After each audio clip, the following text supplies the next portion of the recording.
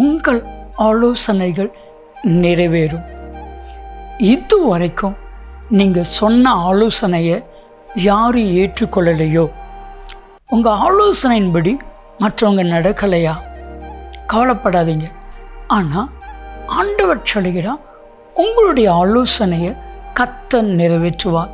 உங்களுடைய தனிப்பட்ட வாழ்க்கையில் நீங்கள் எடுக்கிற ஆலோசனைகள், உங்களுடைய குடும்ப காரியத்தில் நீங்கள் எடுக்கிற ஆலோசனைகள், உங்கள் பிள்ளைகளுடைய எதிர்காலத்திற்கு நீங்கள் எடுக்கிற ஆலோசனைகள் அத்தனையும் நிறைவேறும். வேதம் சொல்கிறது, சங்கீதம் 20:4, அவர் உமது மன விருப்பத்தையும் உமது ஆலோசனைகளையும் நிறைவேற்றுவாராக.